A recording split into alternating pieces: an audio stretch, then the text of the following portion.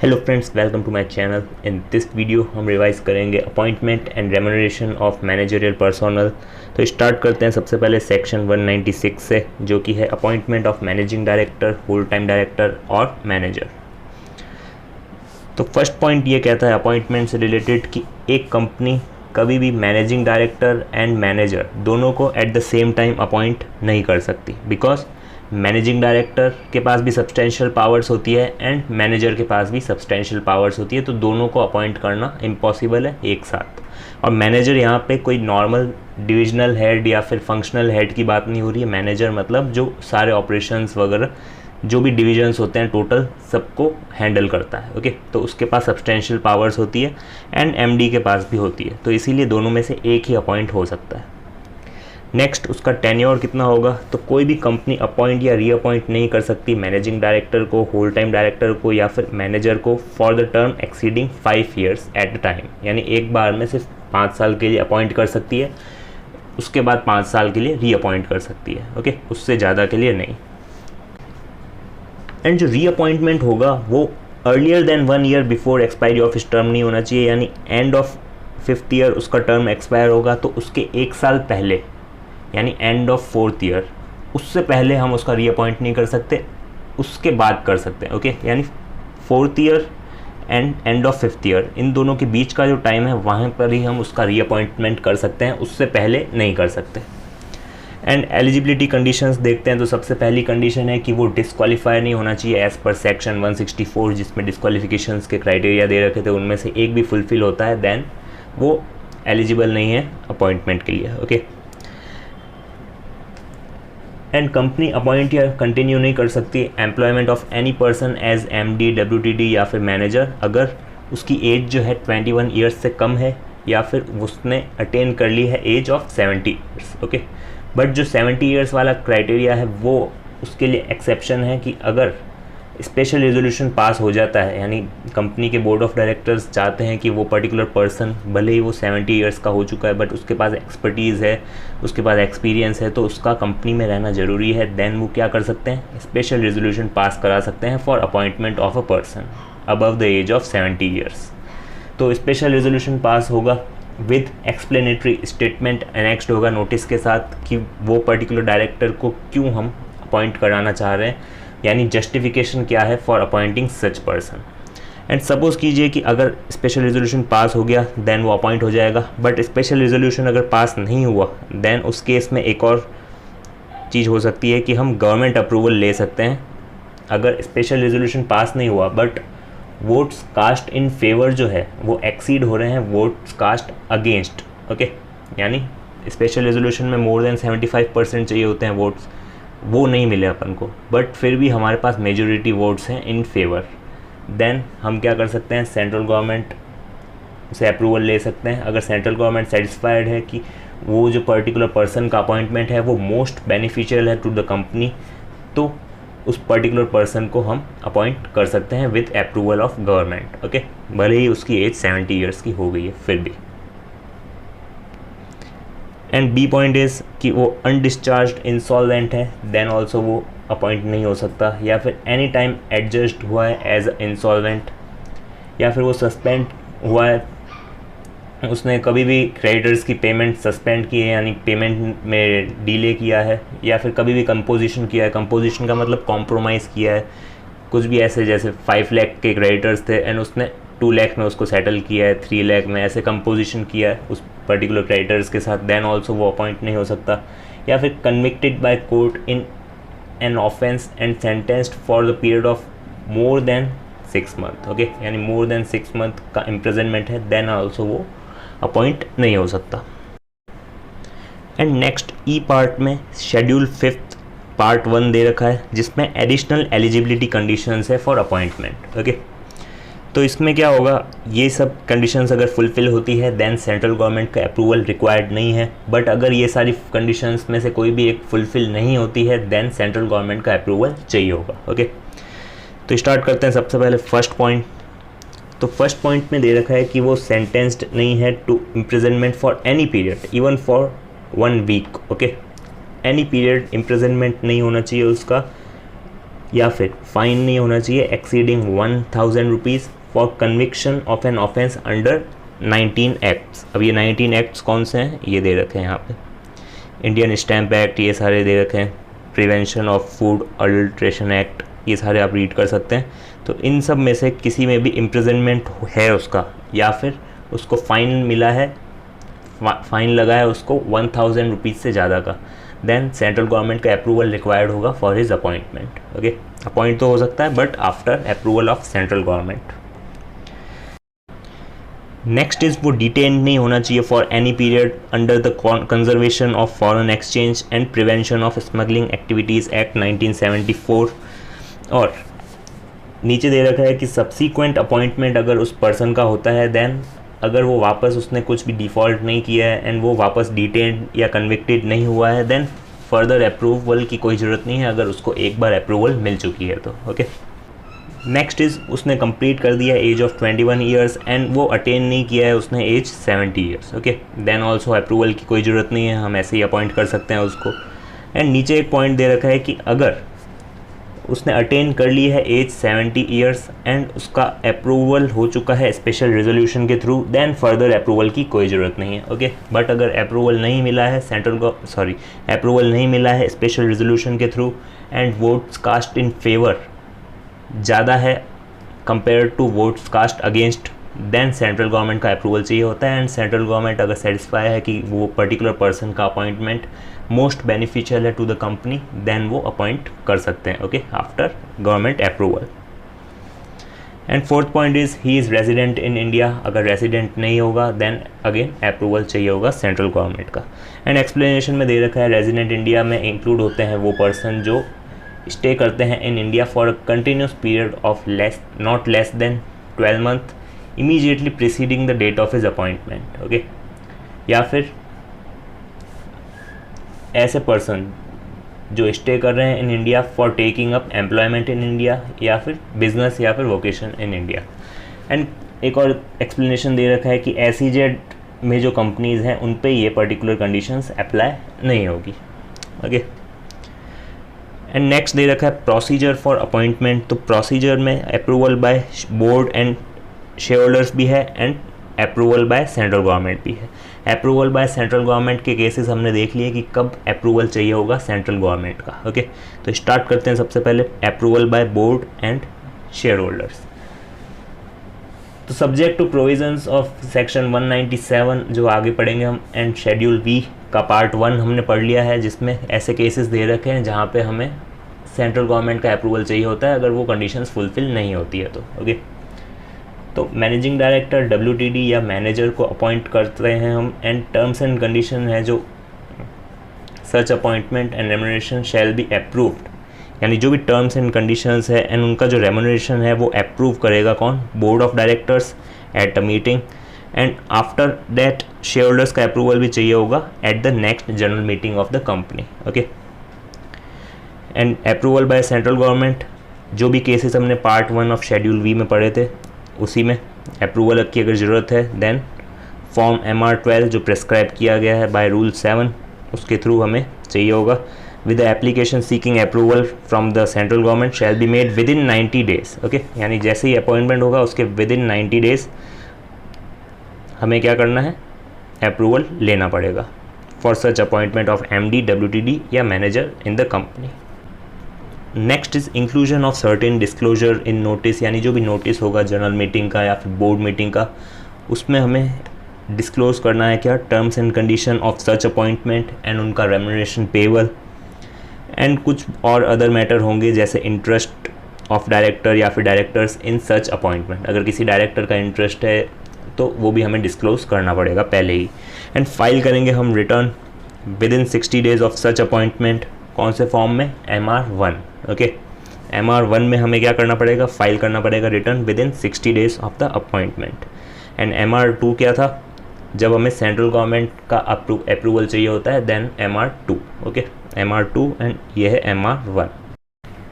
Next is validity of acts. तो validity of acts में basically ये है, सबसे पहले बोर्ड अप्रूवल करेगा एंड बाद में हमें सब्सिक्वेंट अप्रूवल चाहिए होगा किसका, शेयर होल्डर्स का एट जनरल मीटिंग। तो अब सपोज़ कीजिए कि बोर्ड ने अपॉइंट कर दिया एंड बाद में शेयर होल्डर्स का अप्रूवल नहीं मिला, तो जो भी उसने एक्ट्स किए हैं इन बिटवीन वो सारे वैलिड माने जाएंगे। ओके, तो ये बेसिकली लिखा हुआ है इसमें।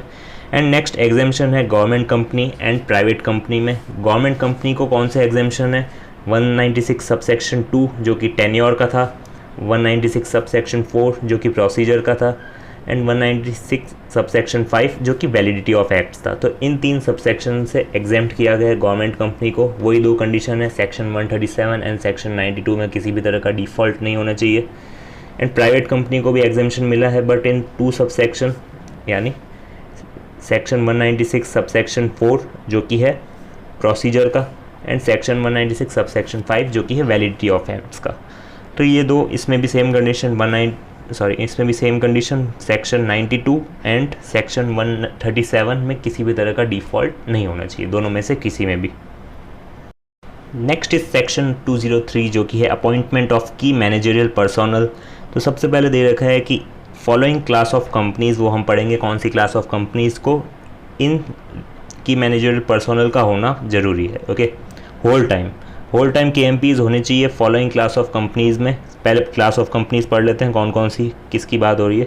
तो रूल 8 में दे रखा है every listed company and every other public company जिसका paid up share capital 10 crore या उससे ज़्यादा है। ओके, तो इन कंपनीज़ में होल टाइम KMPs होने चाहिए। कौन कौन से, मैनेजिंग डायरेक्टर या फिर CEO या फिर मैनेजर, अगर इन ये सब एब्सेंस है then whole time director. Okay, and company secretary and chief financial officer. Okay, तो ये सारे होने चाहिए फॉलोइंग क्लास ऑफ कंपनीज़ में।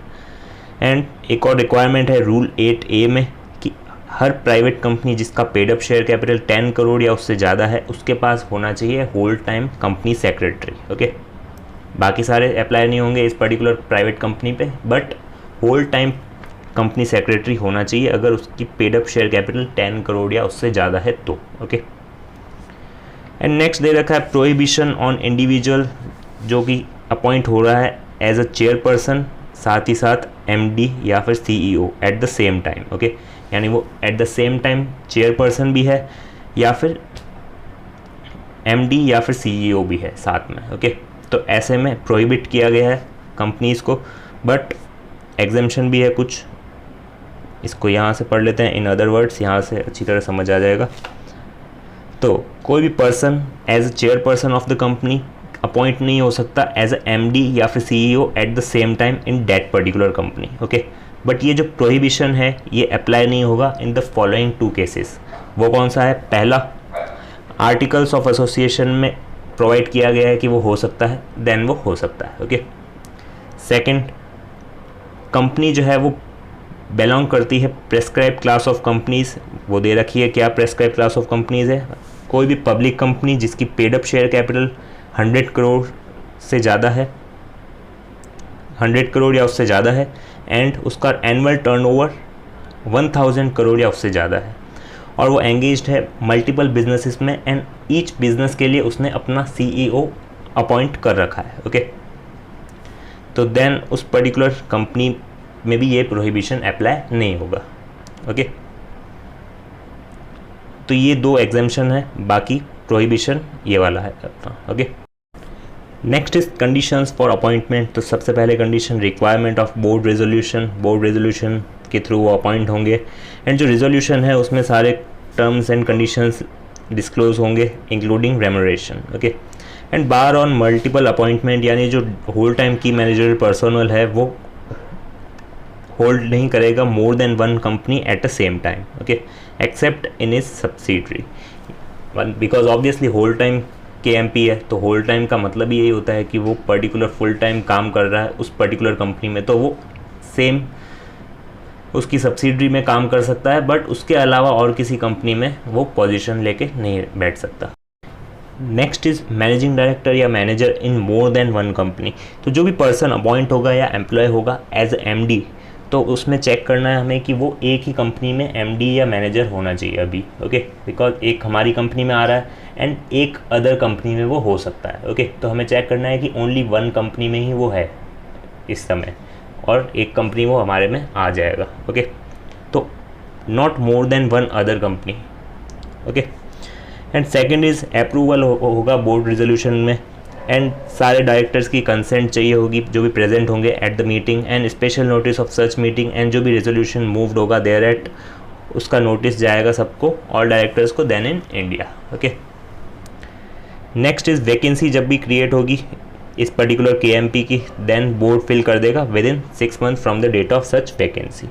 एंड पेनल्टी दे रखी है नॉन कंप्लायंस की, इन केस ऑफ कंपनी कोई डिफ़ॉल्ट करती है देन उस केस में liable to the penalty of 5 lakh rupees, and director या फिर KMP कुछ डिफ़ॉल्ट करता है तो उसको पेनल्टी होगी 50,000, और अगर डिफ़ॉल्ट कंटिन्यूइंग वन है देन फर्दर पेनल्टी लगेगी 1,000 each day after the first during which such default continues but not exceeding 5 lakh rupees.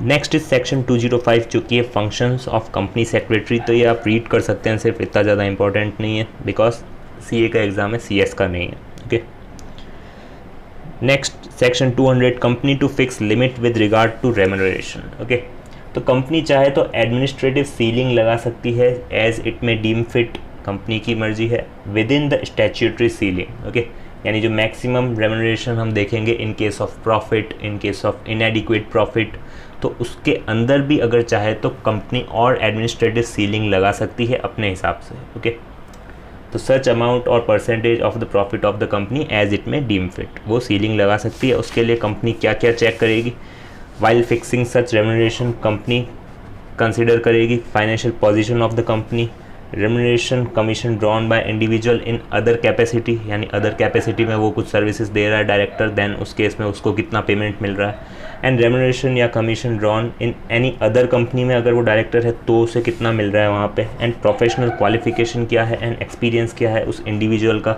या any other parameter as may be prescribed. Okay, तो अदर पैरामीटर्स में दे रखा है rule 6 में ये सारी चीज़ें दे रखी है, operating performance, financial performance, remuneration and performance, proportionality of remuneration with in the company, policy क्या है कंपनी की, सिक्योरिटीज़ कितनी हेल्ड करके रखी है, और कुछ ऑप्शंस वगैरह दिए हैं उसको या नहीं, ये सारी चीज़ें हैं।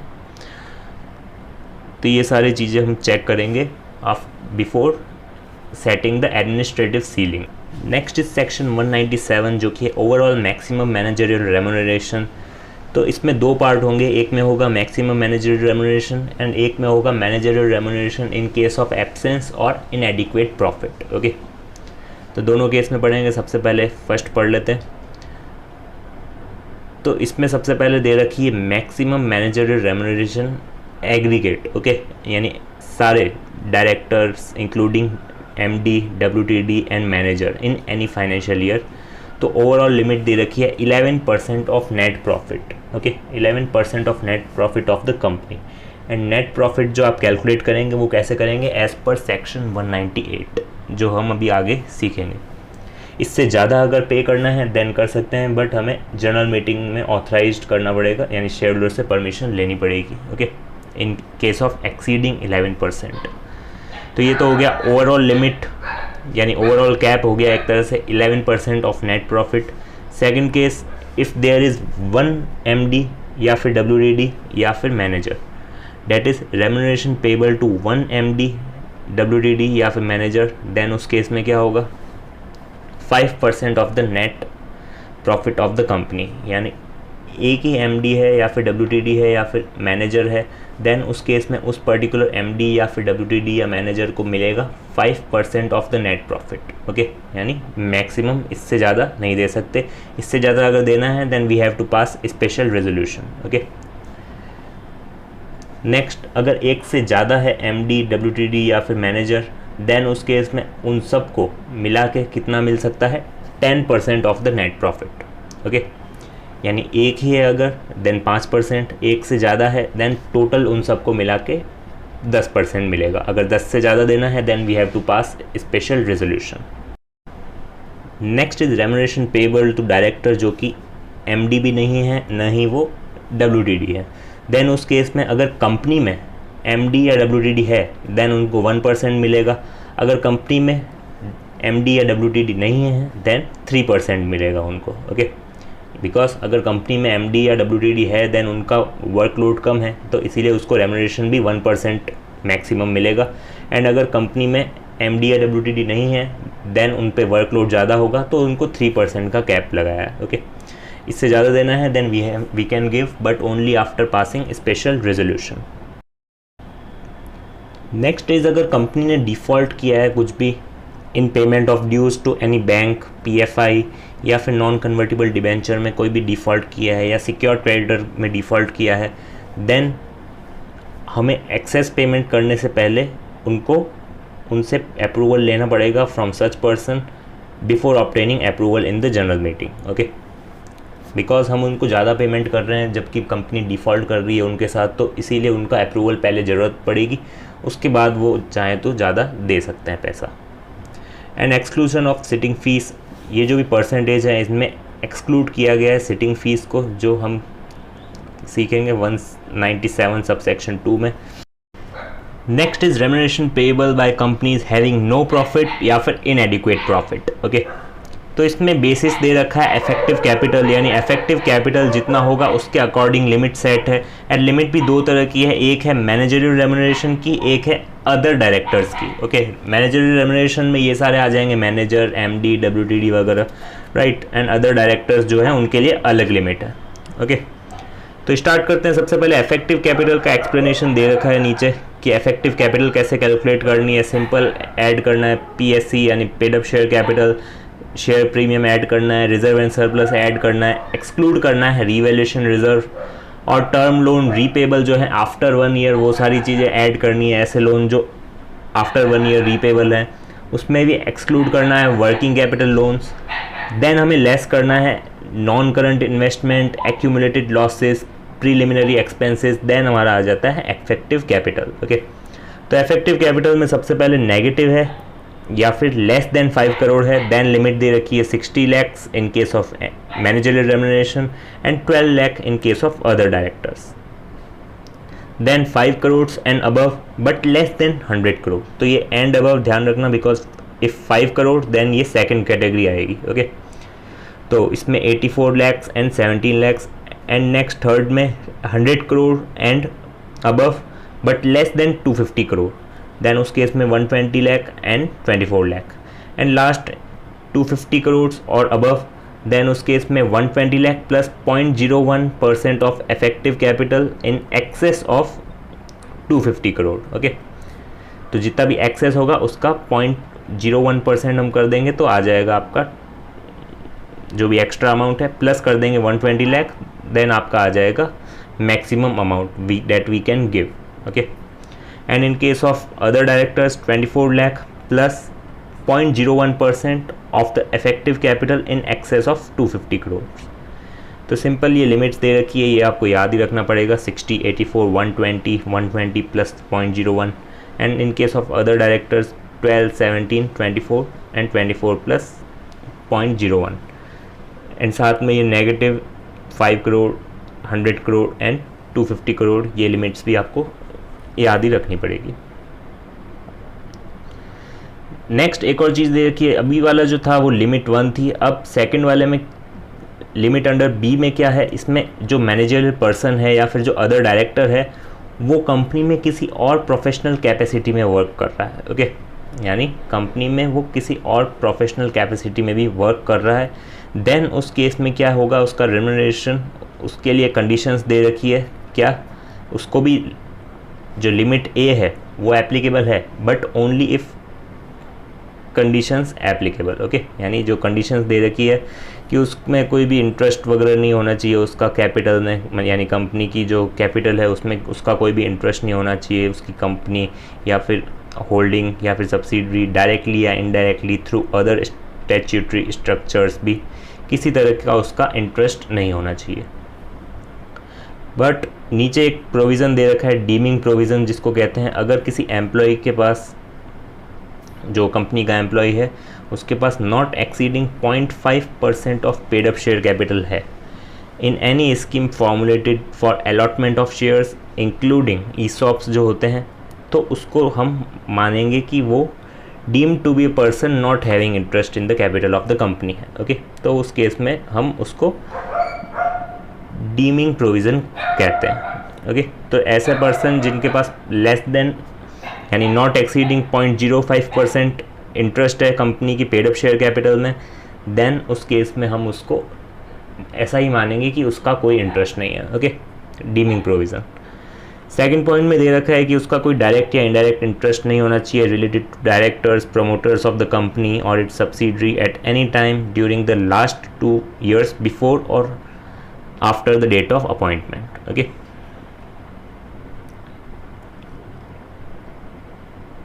Next and the last point is उसके पास ग्रेजुएट लेवल की क्वालिफिकेशन होनी चाहिए with expertise and specialised knowledge in field in which company operates. Okay, company जिस फील्ड में है उसकी स्पेशलाइज्ड नॉलेज होनी चाहिए एंड वो ग्रेजुएशन लेवल क्वालिफाइड होना चाहिए। नेक्स्ट दे रखा है applicable condition for payment of remuneration, यानी रेम्यूनरेशन का जो पेमेंट है उसके लिए कुछ कंडीशंस दे रखी है। क्या? सबसे पहले बोर्ड रेजोल्यूशन पास होना चाहिए। इन केस कंपनी कवर्ड है एनआरसी में तो एनआरसी का भी अप्रूवल चाहिए। ओके, सेकंड, द कंपनी है में कोई भी कमिट किया है कंपनी ने, अगर डिफ़ॉल्ट फॉर बैंक्स, पीएफआई या फिर कोई भी सिक्योर्ड क्रेडिटर या फिर नॉन कन्वर्टिबल डिवेंचर के रीपेमेंट में किसी भी तरह का डिफ़ॉल्ट किया है, देन हमें उसका अप्रूवल चाहिए होगा पहले। अगर हम लिमिट एक्सीड कर रहे हैं, यानी वो जो लिमिट थी ओवरऑल मैनेजरियल रेम्यूनरेशन उसको एक्सीड कर रहे हैं, जिसके लिए स्पेशल रेजोल्यूशन की ज़रूरत पड़ती है, देन वो स्पेशल रेजोल्यूशन पास करने से पहले हमें इस पर्सन यानी बैंक का या पीएफआई का अप्रूवल चाहिए होगा। उसके बाद हम स्पेशल रेजोल्यूशन पास करेंगे। ओके, बिकॉज हम उस पर्टिकुलर डायरेक्टर को एक्सीडिंग यानी ज़्यादा पैसा दे दें तो वो पैसा आया कहाँ से, जब आप यहाँ डिफ़ॉल्ट कर रहे हैं, तो इसी के लिए। Third point is ordinary resolution या स्पेशल रेजोल्यूशन चाहिए होगा। जब हमने ए वाले आइटम्स की बात की थी उसमें ऑर्डिनरी रेजोल्यूशन चाहिए होता है, एंड अगर वो पर्सन जो है प्रोफेशनल कैपेसिटी में वर्क कर रहा है एंड और भी कंडीशंस थी तो उस केस में स्पेशल रेजोल्यूशन चाहिए होता है। Okay, for not exceeding 3 years। Fourth is जो भी नोटिस जाएगा कंपनी की जो मीटिंग होगी, बोर्ड मीटिंग या जनरल मीटिंग का जो भी नोटिस जाएगा शेयर होल्डर्स को, तो उसमें क्या होगा, जो भी इंफॉर्मेशन दे रखी है ये सारी इंफॉर्मेशन होनी चाहिए। तो ये आप रीड कर सकते हैं खाली, general information about the appointee, remuneration proposed, comparative remuneration profile वगैरह, रीजंस ऑफ लॉस क्या है, ये सारी चीज़ें हैं, तो ये आप जस्ट एक बार रीड कर सकते हैं। Next is determination of remuneration. तो रेम्यूनरेशन डिटरमाइन करने के लिए and subject to the provisions of this section and in accordance with, या तो आर्टिकल्स के थ्रू हो सकता है डिसाइड, या फिर रेजोल्यूशन के थ्रू, या फिर इफ़ आर्टिकल्स में ऐसा लिखा गया है कि हमें रेम्यूनरेशन डिसाइड करना है as per special resolution passed by the company in general meeting. Okay, या तो आर्टिकल्स या तो रेजोल्यूशन, या फिर आर्टिकल्स में कह रखा है कि स्पेशल रेजोल्यूशन की ज़रूरत पड़ेगी for determination of remuneration. Okay, and remuneration payable के केस में एक और चीज़ दे रखी है कि जब भी कोई डायरेक्टर अदर कैपेसिटी में भी काम करता है, देन उसके जो रेम्यूनरेशन पेबल है उसमें इंक्लूड होगा वो पर्टिकुलर रेम्यूनरेशन भी जो उसने कमाया है इन अदर कैपेसिटी। ओके, तो वो भी इंक्लूड किया जाएगा, बट वो इंक्लूड नहीं होगा कब, इन 2 cases। जब मतलब इंक्लूड कब नहीं करेंगे हम, या तो वो प्रोफेशनल नेचर का है, साथ ही साथ बीच में एंड है, sorry, okay, and in the opinion of NRC if company covered है एनआरसी वाले सेक्शन में, या फिर अगर नहीं है then in opinion of board director के पास रिक्विजिट क्वालिफिकेशन है for the practice of that particular profession. Okay, जिसके कारण वो अदर कैपेसिटी से रेम्यूनरेशन अर्न कर रहा है। ओके, तो उस केस में वो इंक्लूड नहीं होगा, उसके रेम्यूनरेशन मैक्सिमम रेम्यूनरेशन जो हमने डिसाइड किया था ना उसमें वो इंक्लूड नहीं होगा अगर प्रोफेशनल नेचर का है एंड एनआरसी के ओपिनियन में उसके पास रिक्विजिट नॉलेज या एक्सपीरियंस है, एक्सपर्टीज़ है। नेक्स्ट इज सिटिंग फीस के बारे में कुछ दे रखा है। सिटिंग फीस जो है नॉट एक्सीडिंग 1 लाख रुपी पर मीटिंग ऑफ द बोर्ड मिलेगी, और sitting fees to the independent director and women director less नहीं हो सकती compare to other director. Okay, तो ये 2 चीज़ें दे रखी है। एंड सिटिंग फीस एक्सक्लूसिव है, जो मैक्सिमम रेम्यूनरेशन हमने पढ़ा था ऊपर, जो परसेंटेजेस गिवन थे उसमें से एक्सक्लूड की गई है। ओके, सिटिंग फीस उसमें इंक्लूड नहीं होगी, exclusive. And scale of fees differ कर सकती है as per different classes of companies in respect of independent director may be as such may be prescribed. Okay, and modes of remuneration दे रखा है, monthly हो सकता है, specified percentage of net profit हो सकता है, या फिर पार्टली मंथली हो सकता है and partly as per the percent of net profit हो सकता है। Okay, refund of excess remuneration if paid to a director, director को रिफंड करना पड़ेगा जो भी एक्सेस उसको पे हुआ है विद इन 2 years और for lesser period as may be allowed by the company until such sum is refunded, उसके पास वो रहेगा in trust of the company. Okay, trust for the company. And company waive नहीं कर सकती, company के पास पावर नहीं है, बट वेवर पॉसिबल है only if it is approved by the company by passing a special resolution. Okay, within 2 years from the date of sum becomes refundable. और prior approval की ज़रूरत पड़ेगी इन case of default. वही चीज़ है जो अगर bank में हमने डिफ़ॉल्ट किया है, अगर किसी भी PFI से पैसा लिया है और डिफ़ॉल्ट किया है, अपन ने पेमेंट नहीं कर रहे हैं उसको, देन हम कंपनी जो है वो डायरेक्टर का ये जो रिफ़ंड है वो वेव क्यों कर रही है, राइट। तो इसीलिए हमें पहले उनका अप्रूवल लेना पड़ेगा, देन आफ्टर डैट वेव कर सकते हैं। Next is disclosures in boards report by a listed company. तो लिस्टेड कंपनी क्या क्या डिस्क्लोजर्स देगी वो देखते हैं। तो सबसे पहले एवरी लिस्टेड कंपनी डिस्क्लोज करेगी ratio of remuneration of each director to median employees remuneration. Okay, तो ratio of remuneration of each director. अब मीडियन एम्प्लॉयज़ रेम्यूनरेशन क्या होता है? मीडियन का बेसिकली मतलब होता है किसी भी न्यूमेरिकल सीरीज़ जो होती है, हायर हाफ को अलग कर देना एंड लोअर हाफ को अलग कर देना, तो जो एकदम सेंटर में जो होता है, पिकिंग द मिडल वन, उसको कहते हैं मीडियन। ओके, तो एम्प्लॉयज़ की एक सीरीज़ होगी lowest to highest, lower half को अलग कर दिया, हायर हाफ को अलग कर दिया, एंड सेंटर में एकदम मिडल वन जो होगा उसकी सैलरी को पिक कर देंगे, तो उसको कहेंगे हम क्या? Median remuneration. ओके, तो ratio of remuneration to each director divided by median remuneration, उसका जो रेशियो आएगा वो हमें डिस्क्लोज करना पड़ेगा। Second, percentage increase in remuneration of each director, जितना परसेंट इंक्रीज हुआ डायरेक्टर का, CFO का, CEO का, कंपनी सेक्रेटरी का, मैनेजर का, राइट, एक पर्टिकुलर फाइनेंशियल ईयर में कितना परसेंट इंक्रीज हुआ वो डिस्क्लोज करना पड़ेगा। एंड एम्प्लॉय की मीडियन रेम्यूनरेशन जो है वो कितने परसेंट से इंक्रीज़ हुई वो डिस्क्लोज करना पड़ेगा। नंबर ऑफ़ एम्प्लॉयज़ कितने हैं वो डिस्क्लोज करना है। Average percentile increase in salaries of employee other than director, okay, other than managerial personnel in the last financial year, and compare करेंगे उससे किसको? Average percentile increase in managerial remuneration. Okay, and जो भी difference होगा, अगर exceptional difference है, उसका justification देना पड़ेगा कि ऐसा क्यों, एम्प्लॉयज़ के केस में इतना इंक्रीमेंट क्यों एंड मैनेजरियल रेम्यूनरेशन के केस में इतना ज़्यादा इंक्रीमेंट क्यों, तो उसका रीज़न जस्टिफिकेशन डिस्क्लोज करना पड़ेगा। नेक्स्ट इज़ एफर्मेशन की जो भी रेम्यूनरेशन है वो रेम्यूनरेशन पॉलिसी के अकॉर्डिंग ही दिया गया है, वो सारी चीज़ें। नेक्स्ट रूल 5 सब रूल 2 है, उसमें दे रखा है कि हमें डिस्क्लोज करना पड़ेगा names of top 10 employees in terms of remuneration, यानी सबसे ज़्यादा किसका है, उससे कम ऐसे टॉप 10 एम्प्लॉयज़ का नाम डिस्क्लोज करना पड़ेगा। And name of every employee जो एम्प्लॉयड था throughout the financial year and जिसको रेम्यूनरेशन मिला है not less than 1 crore 2 lakh. Okay, यानी 1 करोड़ 2 लाख या उससे ज़्यादा का रेम्यूनरेशन मिला है, उनके नेम्स डिस्क्लोज करने पड़ेंगे। या फिर कोई भी एम्प्लॉय जो part of the financial year में एम्प्लॉयड रहा है एंड उसका जो रेम्यूनरेशन है नॉट लेस देन 8,50,000 है पर मंथ, देन ऑल्सो उसका भी नाम डिस्क्लोज करना पड़ेगा। नेक्स्ट इज कोई भी पर्सन जो एम्प्लॉय है throughout the financial year या पार्ट देयर ऑफ, और उसको रेम्यूनरेशन मिला है कितना?